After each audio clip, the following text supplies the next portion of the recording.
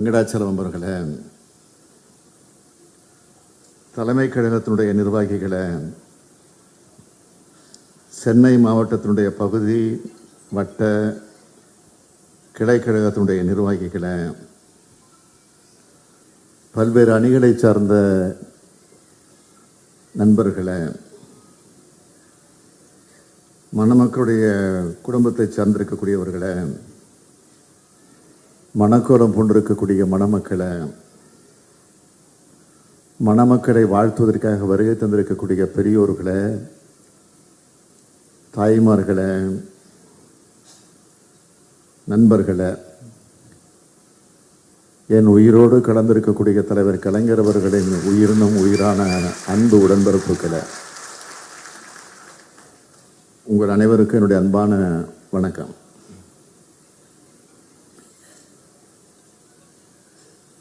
நம்முடைய சங்கர் அவர்கள் நன்றி உரையாற்றுகிற போது 30 வருஷத்துக்கு முன்னாடி என்னுடைய திருமணத்திற்கு அழைத்த நேரத்தில் நான் வராமல் போனதை கொஞ்சம் வருத்தத்தோடு எடுத்து சொன்னார். எந்த திருமணம்,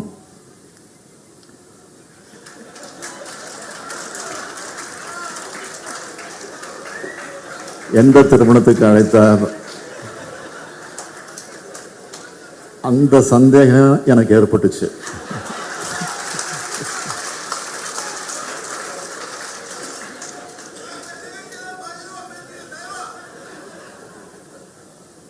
எது எப்படி இருந்தாலும் இந்த மணவிழா நிகழ்ச்சி என்பது நம்முடைய குடும்ப நிகழ்ச்சி. ஆக நாமெல்லாம் நம்முடைய குடும்பத்தில் ஒரு திருமணம் நடக்கிறது என்று சொன்னால் அதில் எந்த உணர்வோடு கலந்து கொள்கிறோமோ, எந்த உணர்வோடு கலந்து கொண்டு வாழ்த்துகிறோமோ அதே உணர்வோடு தான் இந்த விழாவில் நான் மட்டுமல்ல, மேடையில் இருக்கக்கூடியவர் மட்டுமல்ல, நீங்களும் இங்கே வருகை தந்து மணமக்களை வாழ்த்தி கொண்டிருக்கிறீர்கள், வாழ்த்தி கொண்டிருக்கிறோம். இதை KP சங்கர் இல்ல திருமண விழான்னு சொல்றதை விட மறைந்த கழக செயல் வீரர் KPP சாமி இல்ல திருமண விழான்னு சொல்லலாம். ஏன், எமர்ஜென்சி எதிர்கொண்ட மீசை பரசுராமன் அவருடைய இல்ல திருமணம் கூட சொல்லலாம். இன்னைக்கு அவருடைய முகம் என்னுடைய மனதில் ஆழமா பதிந்திருக்கு. அப்படி கம்பீரமா இந்த திருவொற்றியூர் பகுதியில் ஏதோ மீனவர் சமுதாயத்திற்கு மட்டும் இல்லை, ஒட்டுமொத்த இந்த திருவொற்றியூரில் இருக்கக்கூடிய மக்களுக்கு ஒரு பாதுகாவல் அரணாக இருந்தவர் நம்முடைய பரசுராமன் அவர்கள். எனவே அவருடைய குடும்பத்தில் நடைபெறக்கூடிய இந்த திருமணம் இப்படி வாழையடி வாழையா, தலைமுறை தலைமுறையா எத்தனை சோதனை வந்தாலும், எத்தனை கொடுமைகள் வந்தாலும், எவ்வளவு அநியாயங்கள் அட்டுழியங்கள் வந்தாலும் அதையெல்லாம் எதிர்த்து போராடி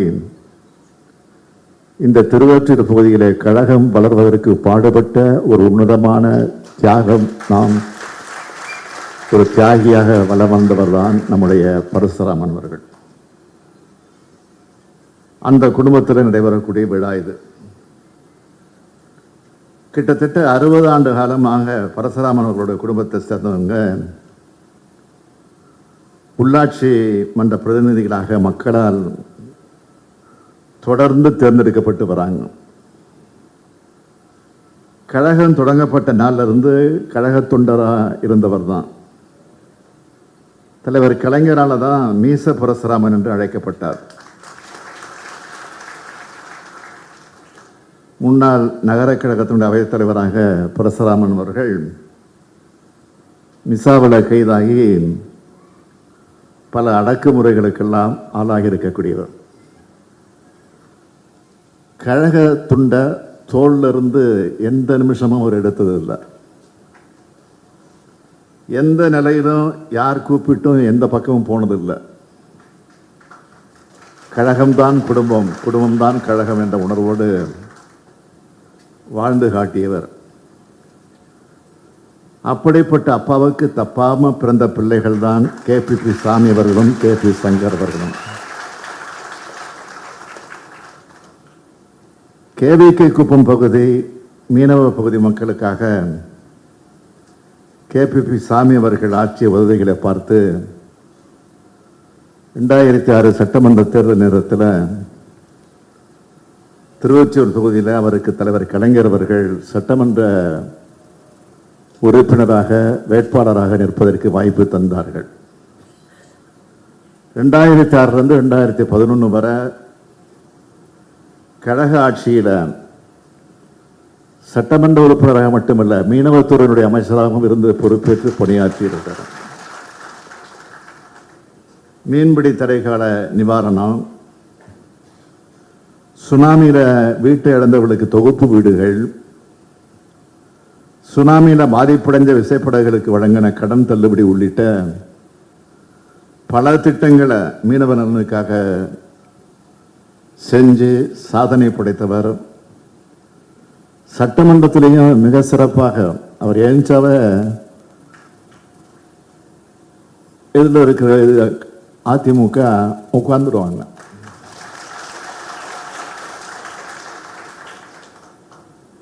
ஏன்னா மனசில் பட்டதை அப்படியே பட்டுன்னு சொல்லக்கூடியவர், இதை பற்றி தயங்க மாட்டார். பக்கத்தில் இருக்கிற நாங்கள் தான் கொஞ்சம் பொறுமையாக பேசுங்கன்னு சொல்லுவோம்.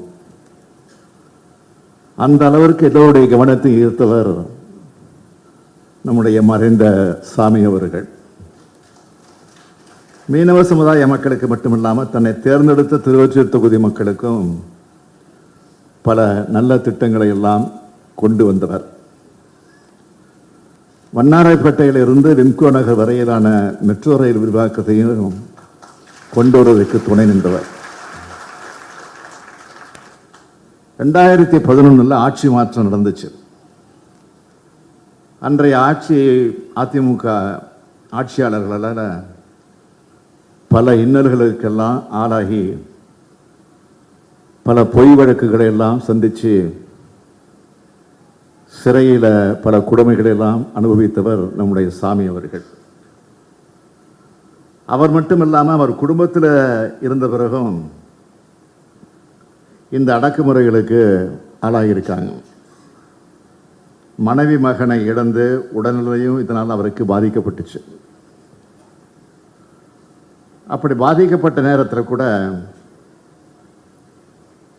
இந்த பகுதிக்கு உற்ற துணையாக இருந்து கழக பணியாற்றினவர் தான் நம்முடைய KP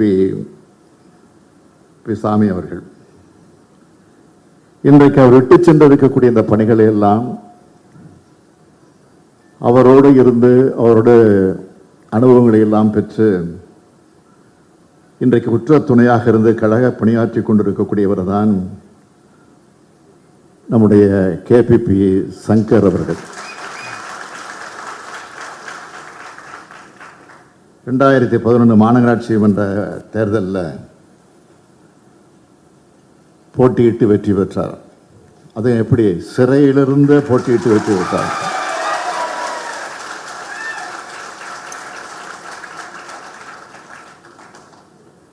தந்தை அண்ணன் வழியில் இவரும் பணியாற்றணும்னு சொல்லி 2021 தேர்தலில் திருவொற்றியூர் தொகுதியில் இவருக்கு வாய்ப்பு கொடுத்தேன். அதன்படி மக்கள் எப்பவும் அணுகக்கூடிய பிரதிநிதியாக இருந்து சிறப்பாக பணியாற்றி கொண்டிருக்கக்கூடியவர் நம்முடைய சங்கர் அவர்கள். கடந்த ஓராண்டு காலமாக நம்முடைய முத்தமிழறிஞர் தலைவர் கலைஞருடைய 100ஆண்டு விழாவை நாம் கொண்டாடி கொண்டிருக்கிறோம். அரசு சார்பிலும் கொண்டாடுகிறோம், கட்சியின் சார்பிலும் கொண்டாடுகிறோம், தனிப்பட்ட முறையிலும் கொண்டாடி கொண்டிருக்கிறோம். தமிழ்நாட்டில் மட்டுமல்ல, பல்வேறு இந்தியாவில் இருக்கக்கூடிய பல்வேறு மாநிலங்களில் வெளிநாடுகளில் நம்முடைய தலைவர் கலைஞருடைய 100ஆண்டு விழாவை தொடர்ந்து கொண்டாடி கொண்டு இருக்கிறோம். இந்தியாவில் இப்படிப்பட்ட விழா எந்த தலைவருக்கும் நடந்தது கிடையாது. இவ்வளவு சிறப்பான விழாக்களை நடத்துனதுன்னு சொல்ற அளவுக்கு நாம நடத்தியிருக்கோம். அது மட்டுமல்ல, தலைவர் கலைஞர் பெயரால கிண்டியில் உயர் சிறப்பு மருத்துவமனை, மதுரையில் பிரம்மாண்ட நூலகம், கிளாம்பாக்கத்தில் அனைத்து வசதிகளும் கொண்ட பேருந்து முனையம் போன்ற எத்தனையோ பயனுள்ள அமைப்புகளை தலைவர் கலைஞர் பெயரால் ஏற்படுத்தியிருக்கோம். தம்பி உதயநிதி சொன்னது மாதிரி 1,15,00,000 மகளிர் மாதந்தோறும் 1000 ரூபாய் பெறக்கூடிய அளவிற்கு கலைஞர் மகளிர் உரிமை தொகை திட்டம், அதுவும் கலைஞர் பெயரால் தான் அமைஞ்சிருக்கு. இதுக்கெல்லாம் மகுடம் வச்ச மாதிரி தான் நேற்றைய தினம் நடந்த நிகழ்ச்சி, நாணய வெளியீடு விழா. நாணயம் அறிவாலயத்தில் வந்தாச்சு. யார் வேணாலும் எப்போ வேணாலும் போய் 100 ரூபா நாணயம் தான், ஆனால் அதனுடைய மதிப்பு 10,000 ரூபாய். மதிப்பே கிடையாது. யார் வேண்டுமானாலும் சென்று 10,000 கொடுத்து அறிவாலயத்தில் அதை பெற்றுக்கொள்ளலாம். ஏன்னா காந்தி அவர்கள் நேற்று முழுந்தின மாவட்ட செயலக கூட்டத்தில் நான் 1 லட்ச ரூபா தரேன்னு சொன்னார். அவர் என்ன 1 லட்சம், நான் 10 லட்சம் கூட கொடுத்து வாங்குவார்.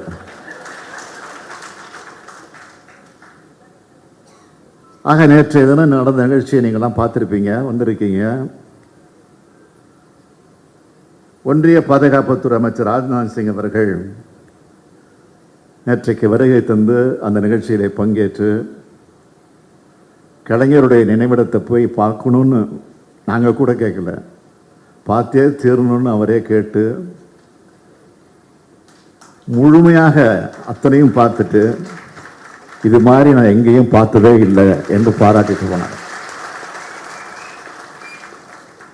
அதற்கு பிறகு நிகழ்ச்சிக்கு வந்து அவர் வந்தவுடனே ஒரு பெரிய அதிர்ச்சியை எங்களுக்கெல்லாம் கொடுத்தார். இந்த அரங்கத்தில் இருக்கக்கூடிய அத்தனை பேரும் எழுந்து நின்று கலைஞருக்கு மரியாதை செலுத்துங்கன்னு சொன்ன அந்த காட்சியை இன்னைக்கும் என்னால் மறக்க முடியல. நேற்று இரவு முழுவதும் எப்போதுமே எனக்கு எப்போ இரவில் சோகம் தூக்கம் வராது, மகிழ்ச்சியில் எனக்கு தூக்கம் வரல.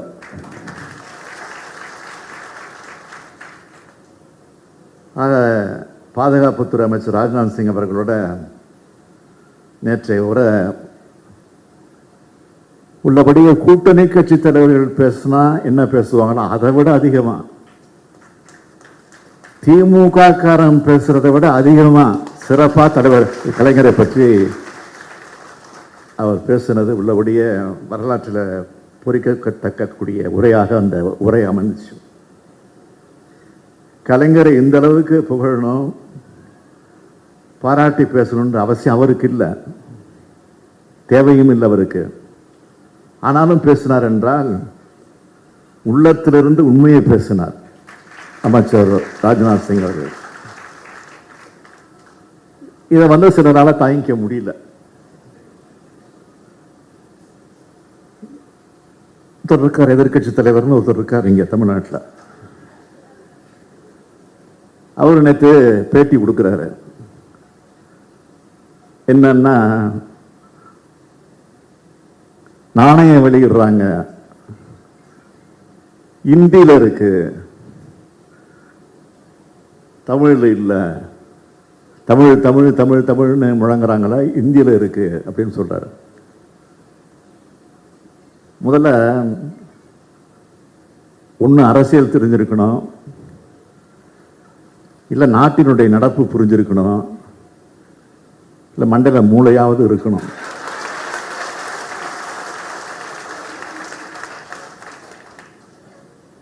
அந்த நிகழ்ச்சி வந்து எப்படி நடக்குதுன்னா, மத்திய அரசு அனுமதி கொடுத்து மத்திய அரசின் மூலமாக நடைபெறக்கூடிய நிகழ்ச்சி. அந்த நிகழ்ச்சி ஏற்கனவே பல பேருக்கு நாணயங்கள் வெளியிடப்பட்டிருக்கிறது. மறைந்த எம்ஜிஆர் அவர்களுக்கு நாணயம் வெளியிடப்பட்டிருக்கிறது. அதே போல நம்முடைய பேரறிஞர் பெருந்தகை அறிஞர் அண்ணா அவர்களுக்கு நாணயம் வழங்கப்பட்டிருக்கிறது. அந்த நாணயத்தெல்லாம் ஒருவேளை அவர் பார்த்துருக்க மாட்டார்னு நினைக்கிறேன். அதை எடுத்து பாருங்க. எல்லா தலைவர்களுக்குமே நாணயம் வெளியிடுகிற போது ஒன்றிய அரசு இந்தியில் தான் எழுதி அப்புறம் ஆங்கிலத்தில் எழுத்துக்கள் அமைஞ்சிருக்கும். ஆனால் அண்ணா அவர்களுக்கு நாணயத்தை வெளியிடுகிற போது தலைவர் கலைஞர் என்ன செஞ்சாருன்னா, யாரும் செய்யாத ஒரு அதிசயத்தை செஞ்சார். அண்ணாவோட தமிழ் கையெழுத்து அதில் இடம்பெற வேண்டும் என்று சொல்லி அண்ணாவோட தமிழ் கையெழுத்து அந்த நாணயத்தில் வெளியிட்டு அதற்கு பிறகுதான் அது வெளியிடப்பட்டது. அது மாதிரி தான் தலைவருடைய கலைஞருடைய நாணயத்தை வெளியிடுகிற போது கலைஞருக்கு ரொம்ப பிடிச்ச எழுத்து தமிழ் வெல்லும்.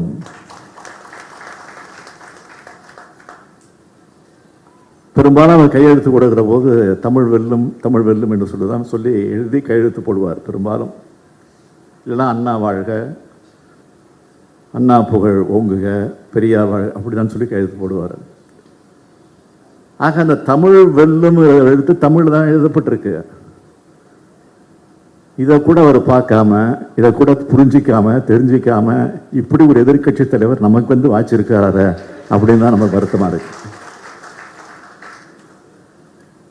கேட்கிறாரு, ஏன் ராகுல் காந்தி அழைக்கல? ஐயா எதிர்கட்சி தலைவர் அவர்களே, மாண்புமிகு எடப்பாடி பழனிசாமி அவர்களே, இந்த நிகழ்ச்சி திமுக நடத்தல, அந்த நிகழ்ச்சியை நடத்தினது ஒன்றிய அரசு. அது ஒன்றிய அரசினுடைய நிகழ்ச்சி. அதை முதல்ல புரிஞ்சுக்கணும். ஆக அந்த அடிப்படையில் தான் அந்த நிகழ்ச்சி நடந்தது. இந்த சராசரி அறிவை கூட தெரிஞ்சிக்காம ஒரு எதிர்கட்சி தலைவர் இருக்கிறார் என்பதுதான் நமக்கெல்லாம் வேதனையாக இருக்கிறது. கலைஞருக்கு நாணயம் வெளியிடுகிறது ஒன்றிய அரசு. அதனால்தான் ஒன்றிய அமைச்சர் அழைச்சு அந்த நிகழ்ச்சியை நாங்கள் சிறப்பாக நடத்தி முடிச்சிருக்கிறோம். இதுல எங்க பழனிசாமிக்கு வலிக்குது? அதான் நான் கேட்கிறேன். எம்ஜிஆருக்கு நாணயம் வெளியிட்டாங்க. யார் வெளியிட்டாங்க தெரியுமா? ஒன்றியத்திலிருந்து யாரும் வரல, அவரே வெளியிட்டாரு. எடப்பாடி பழனிசாமியே வெளியிட்டாரு. ஏன்னா ஒன்றிய அரசு அவரை மதிக்கல. அவர் வந்து ஒரு முதலமைச்சராகவே நினைக்கல, ஏன் மனுஷனாகவே நினைக்கல, மறுத்துட்டாங்க. இதுதான் அவருக்கு இருந்த மரியாதை. இன்னைக்கு நாம அழைத்தவுடன் அடுத்த வினாடி ஒரு சொல் கூட தட்டாம ஒரு 15 நிமிஷம் அரை மணி நேரம் வந்து நீங்க நடத்திட்டு போன 15 நிமிஷம் என்ன, எவ்வளவு மணி நேரம் இருந்து நான் காத்திருந்து நிகழ்ச்சி நடத்திட்டு போறேன்னு சொல்லிட்டு வந்தார். அதுதான் திமுகவுக்கு இருக்கக்கூடிய பெருமை, கலைஞருக்கு இருக்கக்கூடிய சிறப்பு.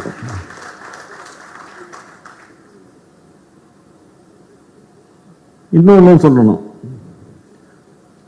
அம்மா அம்மா அம்மா அம்மான்னு போந்துகிட்டு இருக்காங்கல்ல அதிமுகவினர். இப்போ பாக்கெட்ல எல்லாம் படத்தை வச்சுக்கிட்டு பூஜை பண்ணிட்டு இருக்காங்கல்ல, அந்த அம்மையார் இறந்து எத்தனை வருஷம் ஆச்சு? நான் கேட்கிறேன், இது வரைக்கும்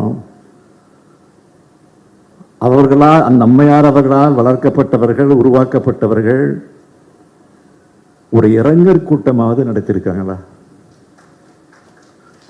அந்த அம்மாவுக்கு ஒரு இளைஞர் கூட்டம், ஒரு இளைஞர் கூட்டத்தை கூட நடத்துவதற்கு யோகியதையற்றவர்கள் கலைஞருடைய விழாவை பார்த்து விமர்சனம் செய்வதற்கு உங்களுக்கு என்ன யோகியதை இருக்கிறது என்றுதான் நான் கேட்கிறேன்.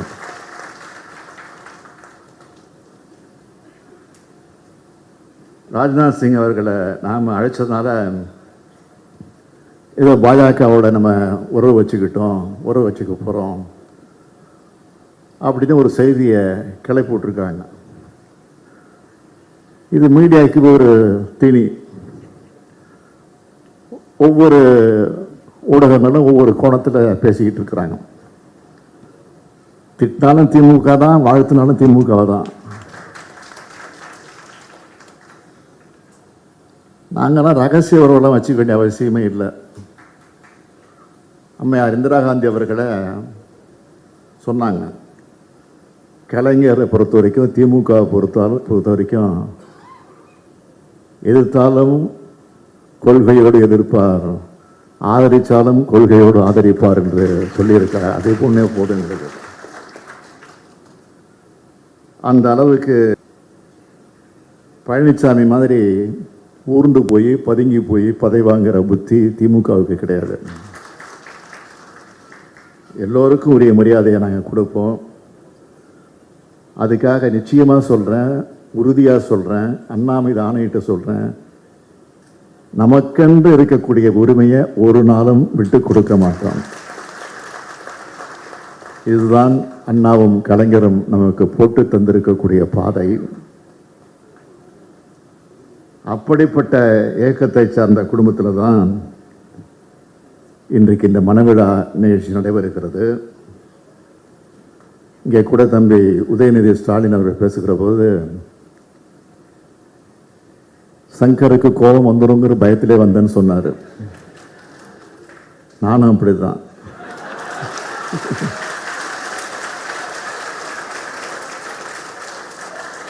ஆனால் ஒன்றை மறந்துடக்கூடாது, கோபம் இருக்கிறது தான் குணம் இருக்கும்.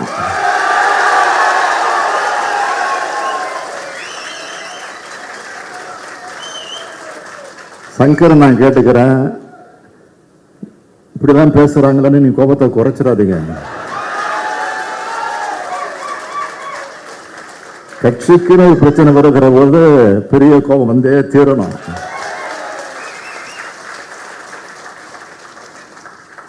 அப்படிப்பட்ட ஆற்றலுக்குரியவராக நம்முடைய சங்கர் வழங்கி கொண்டிருக்கிறார்.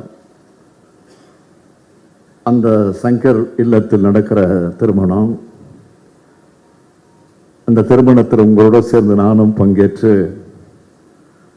மணமக்களை வாழ்த்துகிற நேரத்தில் மணமக்களுக்கு ஒரு அன்பான வேண்டுகோள், இந்த மணமக்களுக்கு பிறக்கிற குழந்தைகளுக்கு அழகான தமிழ் பெயர்களை சூட்டுங்கள்.